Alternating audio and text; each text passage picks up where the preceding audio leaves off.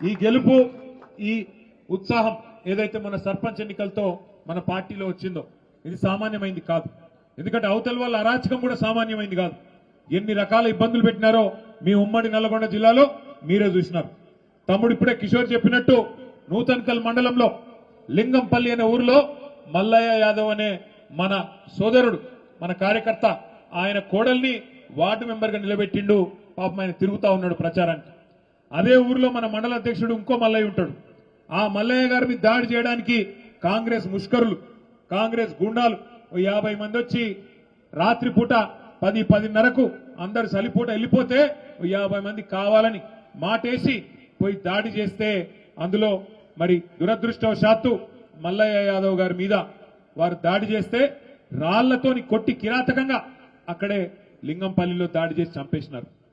ఇది ఒక చోటనే కాదు, ఇట్లా చాలా చోట్ల చాలా దాడులు జరిగినాయి. ఇక బెదిరింపులకైతే లెక్కనే లేదు. అంత ఎంత గలీజ్ అంటే రాజకీయం ఎంత గలీజ్గా మారిందంటే కాంగ్రెస్ వచ్చినాక మనం కూడా ఉన్నాం 10 ఏళ్ళు ప్రభుత్వంలో, కానీ ఎప్పుడు ఇంత చిల్లర రాజకీయం చేయలే.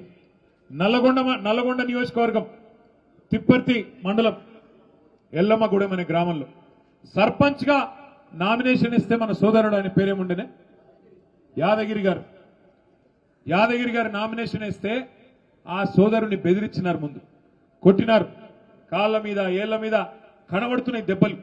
ఎగ్జామినేషన్ చేస్తే ఏ డాక్టర్ అయినా సర్టిఫికెట్ ఇస్తాడు, బాగా కొట్టినారు. కొట్టడమే కాదు, అయినా కూడా ఆ తమ్ముడు వినకపోతే కారులో వేసుకొని కిడ్నాప్ చేసి తీసుకొని పోయినారు. తీసుకొని పోయి అక్కడ ఉండే మంత్రి బలుపుతో ఆయన కనుసన్నలో ఉండే ఆయన అనుచరుల అహంకారం వల్ల మూత్రం దాగిపించి ఆయనను బెదిరించి ఇన్సల్ట్ చేసి అక్కడికక్కడనే ఆయనను అవమానించే ప్రయత్నం చేసినారు. అంటే ఎంత కిరాతకమైన ఎంత చిల్లర వికృతమైన రాజకీయం ఇది ఈ జిల్లాలో జరుగుతున్నది కాంగ్రెస్ నాయకుల కనుసన్నలో. ఒక్కసారి మీరు ఆలోచన చేయండి. అట్లాగే 1-2 కాదు, ఇట్లా ఎన్నో ఉన్నాయి ఉదాహరణలు. హుజూర్ నగర్ కాన్స్టిట్యున్సీలో అయితే మన వాళ్ళని తీసుకొని పోయి పోలీస్ స్టేషన్లలో కూర్చోబెట్టి బెదిరించి ఆఖరికి కాంగ్రెస్ మండల అధ్యక్షుడిని పోలీసు కూడా పిలిపించుకొని వాళ్ళకు మన క్యాండిడేట్ని అప్పచెప్పి పంపించే పరిస్థితి. ఇంత చిల్లర రాజకీయం ఇవాళ ఈ జిల్లాలో జరుగుతూ ఉన్నది. పోనీ ఇదంతా ఒక దిక్కు అయిపోయింది.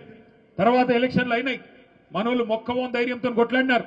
నకిరేకల్ నియోజకవర్గం చినకాపర్తి అనే గ్రామంలో మనకు పడ్డ ఓట్లను, మరి అధికారులకు ఏమైందో నాకు తెలియదు, మనకు పడ్డ ఓట్లను అవి కలిపితే మనం గెలిచిపోతాం, అవి పక్కకు బారేసి పక్కన మోరులో దొరికినాయి. మన లింగయ్య గారు పోయి చిరుమర్తి లింగయ్య గారు కొట్లాడి అట్లెట్లా మీరు లెక్క పెట్టారని గొడవ చేస్తే అది మొత్తం రాష్ట్రం దృష్టికి వచ్చింది. అట్లాగే ఇక్కడ రాఘవాపురం గాని వాసాల మరి గాని మీ యాదాద్రి భువనగిరి జిల్లాలో గెలిచిన వాళ్ళని కావాలని ఇవాళ దగ్గర రాష్ట్రం మొత్తం నిన్న కూర్చొని లెక్క తీసినాం మన పార్టీ ఆఫీసులో. రాష్ట్రం మొత్తం ఒక 100-150 గ్రామాలు ఇట్లున్నాయి. మనం గెలిచినాక కూడా కావాలని రీకౌంటింగ్ పెట్టి దొంగతనంతోని అధికార బలంతోని అధికార దుర్వినియోగంతో గెలిచిన ఒక 100-150 గ్రామాలున్నాయి. ఒక్కటి కూడా వదిలిపెట్టాం, కోర్టుకు పోతాం, తప్పకుండా గెలిచి వచ్చేదాకా మీకోసం కొట్లాడతామని చెప్పి కూడా నేను